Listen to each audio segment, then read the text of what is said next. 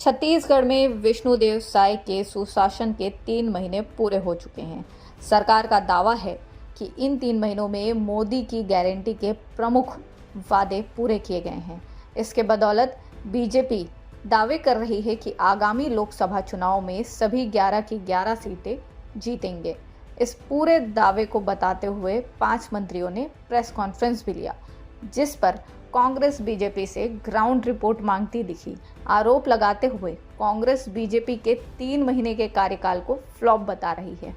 कांग्रेस की माने तो सरकार कर्ज लेकर अपना दैनिक खर्च चला रही है। 3 महीने की डबल इंजन की सरकार छत्तीसगढ़ से देखिए एक रिपोर्ट। दरअसल मोदी की गारंटी के नाम पर बीजेपी प्रदेश की सत्ता में काबिज हुई थी।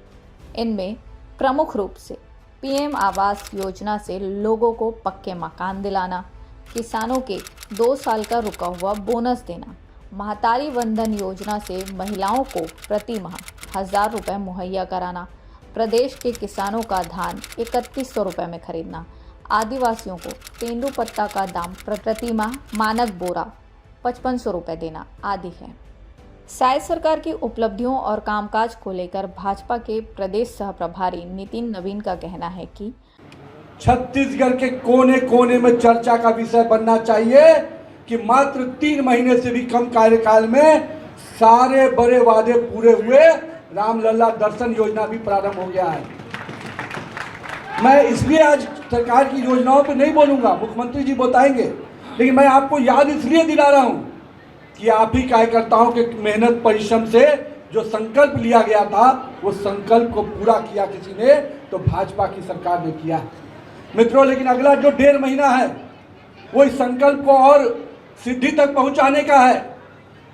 जिस प्रकार से 2.5 महीने में विष्णुदेव जी की सरकार ने सेवा किया है, अब जनता को निश्चित रूप से हमको आशीर्वाद मिलने वाला है। तो जनता का आशीर्वाद देने के लिए भी मेहनत करना पड़ता है भैया। घर बैठे कुछ नहीं होता है। जितना पसीना, जितना मेहनत आपने विधानसभा चुनाव में किया है, उससे थोड़ी और मेहनत करने के लिए तैयार हो जाइए। 11 की 11 लोकसभा की सीट भाजपा की झोली में होगी, नरेंद्र मोदी के झोली में होगी। वहीं सीएम विष्णुदेव साय ने कहा कि अभी हमारी सरकार को मात्र 3 महीना हुआ है, लेकिन बहुत बड़े निर्णय हमारी सरकार ने लिया है। आदरणीय नरेंद्र मोदी जी की गारंटी में छत्तीसगढ़ की जनता ने विश्वास किया और भारतीय जनता पार्टी को सरकार में बैठाया, तो हम लोगों ने भी उनके विश्वास में खरा उतरने का प्रयास किया। 13 तारीख को सरकार शपथ ली और 14 तारीख को ही पहला कैबिनेट का बैठक बुलाकर 18 लाख प्रधानमंत्री आवास बनाने का निर्णय ले लिए और इसके लिए 12,168 करोड़ रुपया जो राज्यांश होता है उसकी व्यवस्था भी हम लोग कर लिए। और अगले महीना से ये हमारे गरीबों का पक्का का मकान बनना शुरू हो जाएगा। तो लोकसभा में भी 11 का 11 लोकसभा क्षेत्र जिता के मोदी जी को देना है कि नहीं? देना है ना? आप सब लोग मंडल बूथ से लेकर प्रदेश के यहाँ पर कार्यकर्ता नेता सब हैं। आप लोगों को मतदाताओं के बीच में अब जाना पड़ेगा कमल छाप के लिए, मोदी जी के लिए वोट मांगने।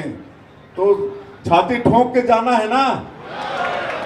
3 महीने में इतना काम कर दिए हैं, अब किसी भी तरह से सिर झुकाने की आवश्यकता नहीं है, छाती ठोक के जाना है। और 11 का 11 लोकसभा सीट यहाँ पर हमारे प्रभारी हैं आदरणीय नितिन नवीन जी।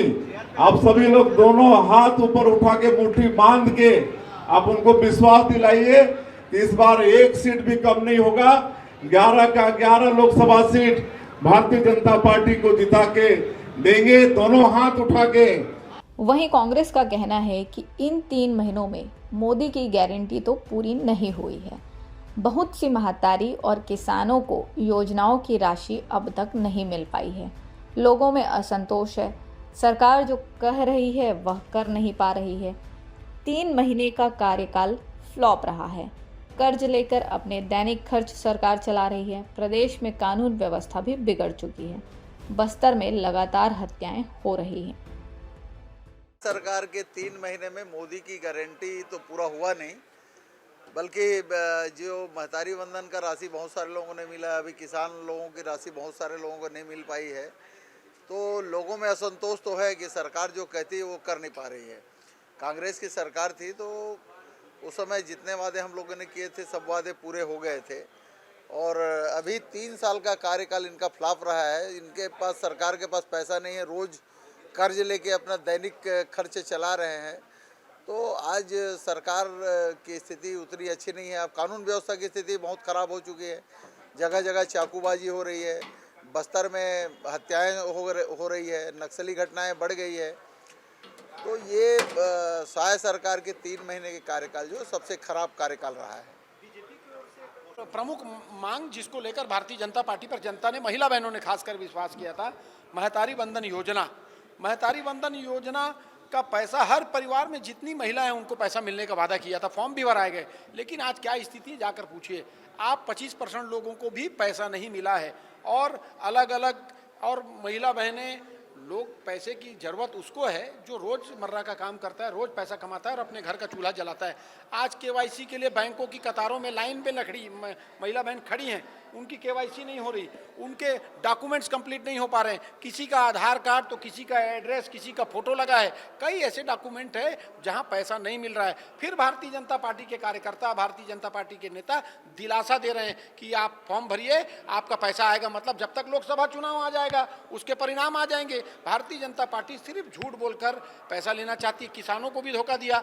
मैं कांग्रेस पार्टी का धन्यवाद देना चाहता हूं, जो किसानों को लेकर एक लाइन कांग्रेस पार्टी ने खींची थी। 15 साल तो उन लोगों ने कुछ नहीं किया, लेकिन 5 साल में कांग्रेस की सरकार ने बहुत किसानों के लिए काम किया, और उसी लाइन को वो आगे बढ़ाने का प्रयास कर रहे हैं। इसलिए क्योंकि किसानों को मालूम है कि किसी पार्टी ने कुछ दिया है तो कांग्रेस पार्टी ने उस बात को दिया था।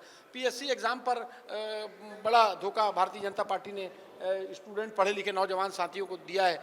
मैं तो पीएससी के मामले पर लड़ाई लड़ा हूँ। राज्य बनने के बाद कितनी परीक्षाएं होनी चाहिए और कितने साल से भारतीय जनता पार्टी की सरकार है, किसी से छुपी नहीं है। पढ़े लिखे बेरोजगारों को भी छलने का काम अगर किसी ने किया है तो भारतीय जनता पार्टी ने किया है। बहरहाल प्रदेश की बीजेपी सरकार अपने 3 महीने की उपलब्धि को लेकर आत्मविश्वास से लबरेज नजर आ रही है। वहीं कांग्रेस का कहना है कि बहुत सी महिलाओं और किसानों को योजना की राशि नहीं मिल रही है। अब जनता को तय करना है कि किसके दावे कितना दम रखते हैं और किसने किसके लिए कितना काम किया है और कौन कितना काम कर सकता है। छत्तीसगढ़ से लोकमत के लिए स्वाति कौशिक की रिपोर्ट।